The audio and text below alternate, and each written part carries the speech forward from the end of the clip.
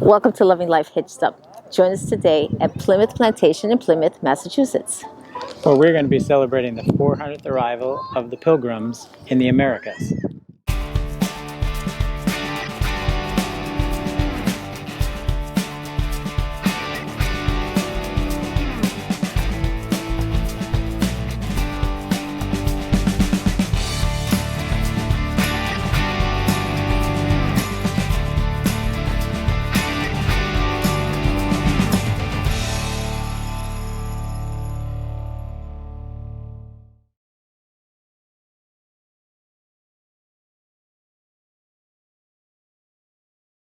400 years ago, in the year 1620, the Pilgrims set sail from England to the New World.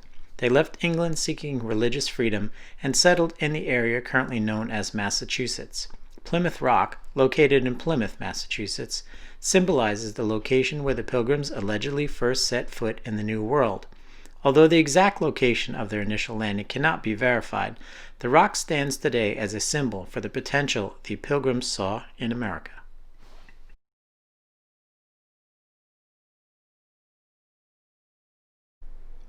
The Pilgrims set sail on the Mayflower. When the Mayflower set sail, there were 102 passengers and a crew of 25 to 30 officers and men on board.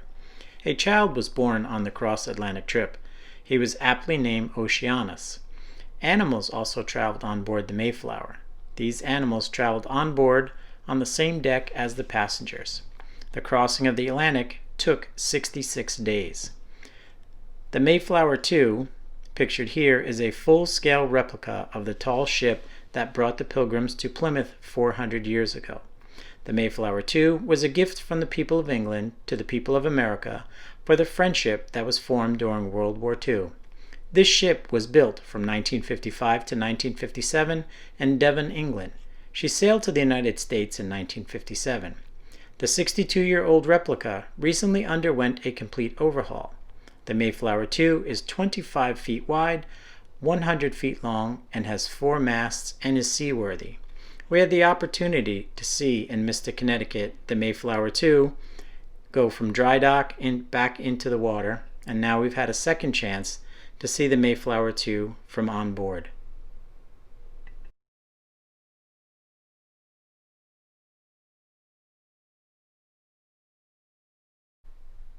The Pilgrims landed in an area inhabited by the Wampanoag Indians. For thousands of years, the Wampanoag lived here along the banks of the Eel River. The Wampanoag's home is called a wetu. This summer wetu is covered in tightly woven mats of dried cattail reeds gathered from the nearby marsh. These homes were built by the coast to maximize the nearby natural resources. In the winter, they lived in their winter wetus. This is an example here where you can see the framework of the inside of the wetu.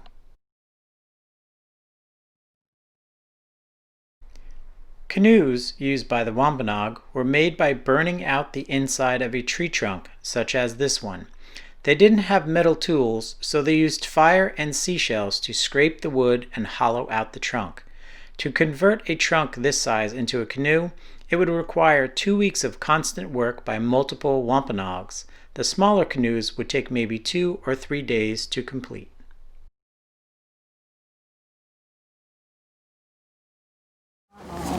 So you guys have come into a winter style home here, but I will tell you it's not in its winter location. This home would have been about a half mile to a mile inland in a wooded valley protected from the trees.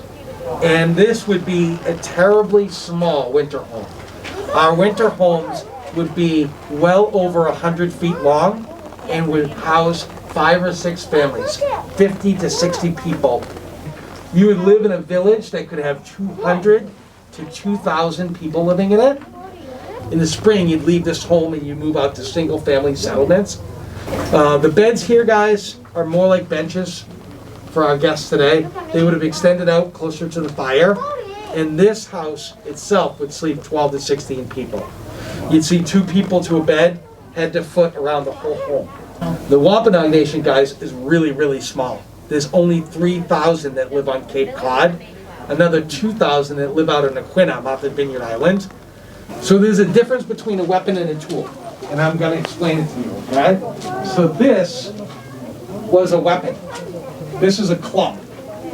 That's what you would have killed people with, okay? I would consider a bow, an arrow, as a tool, because I use this to kill an animal, okay? So these are tools, that's a weapon. This is a wolf, it's a black wolf. Yeah. And black wolves, guys, were extremely rare. If you caught a black wolf in your trap by mistake, I would tan the skin and I would give this to the chief. It was only chiefs that would have black wolf hides, and they would wear a black wolf. So it was a way that he showed his status in the community. At the center of the plantation stood the fort, the largest building on the plantation. It housed the meeting house, the church, as well as the court. When the Pilgrims arrived in the New World, they were not well prepared for the challenges facing them. More than half of them died during the first winter in the area now known as Massachusetts.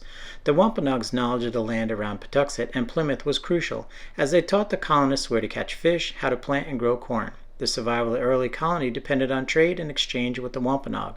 The Wampanoag's willingness to help the Pilgrims made it possible for them to survive and thrive in the New World.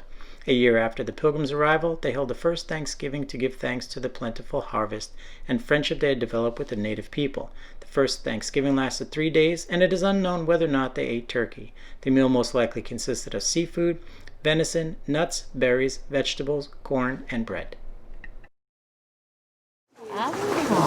Just preparing our midday meal or dinner. Nice. Making a cabbage pottage, which I've got here over the fire and boiling. So got cabbage, onions, spices. I've been putting a bit of nutmeg to it over there. So that's something that will be prepared over midday meal. Very nice. Very nice. So how many people live here with you? At the present, there's 6 of us. We've had more at times, but at the present, tis my family of 5, my husband, myself, and our 3 small boys, and also 1 boarder. Okay. Each of the unmarried men in the town are assigned a family to live with. Interesting, I didn't know that. Cool. Thank you. What's here?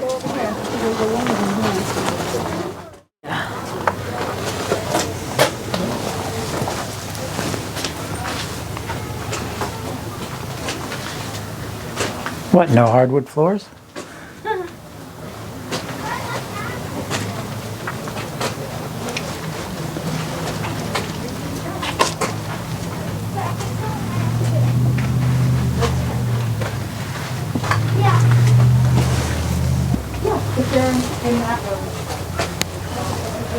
There's the garden.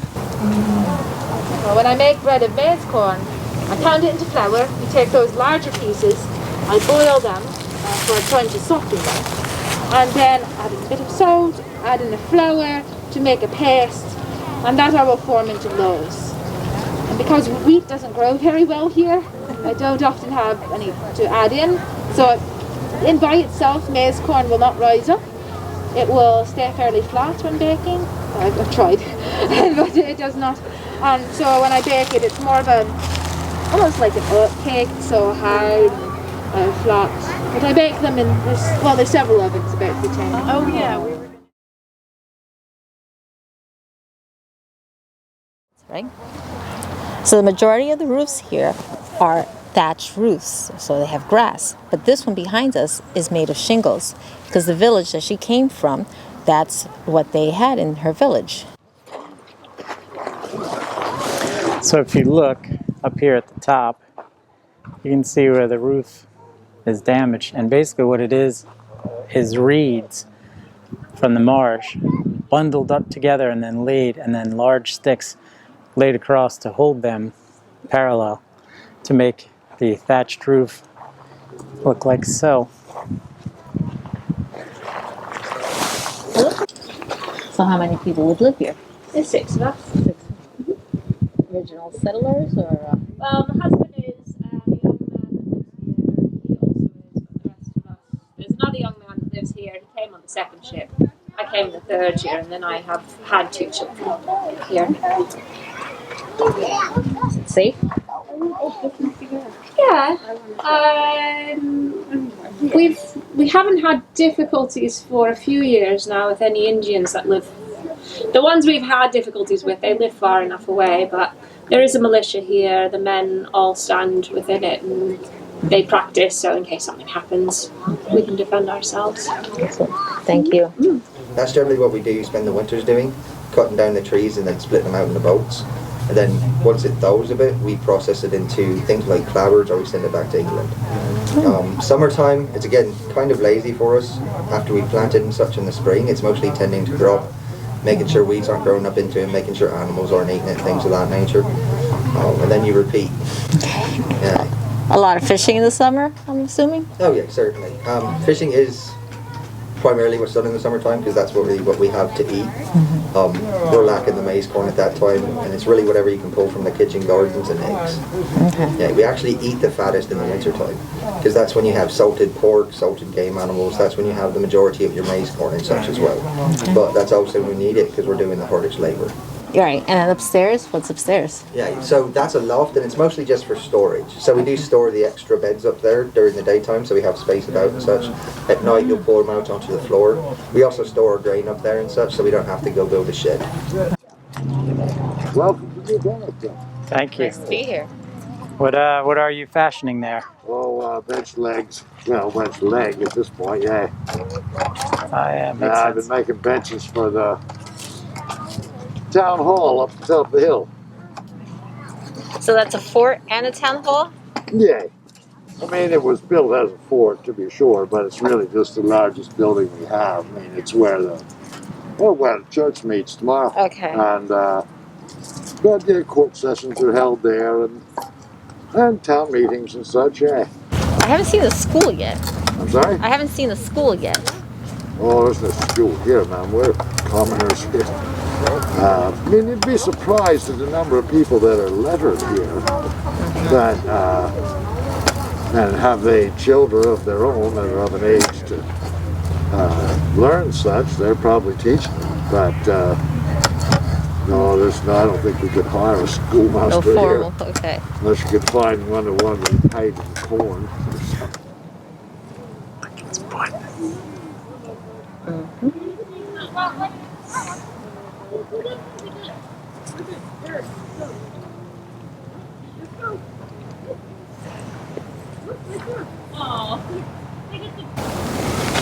Hey, bud.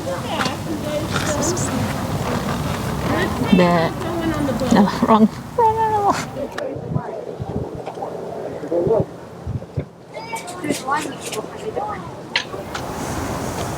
He's huge.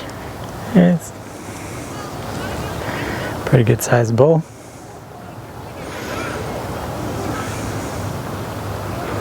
You know what they say, right? Mess with the bull, you get the horns. So here we have the Mayflower.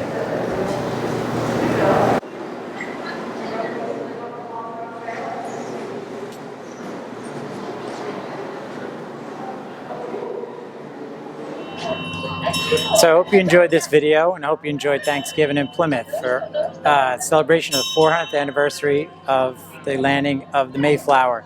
So if you love this video, go ahead and give us a thumbs up. Smash that bell icon so you get a notification when our next video comes out. Subscribe if you're not already subscribed, and remember, when you're out there loving life, do it hitched up.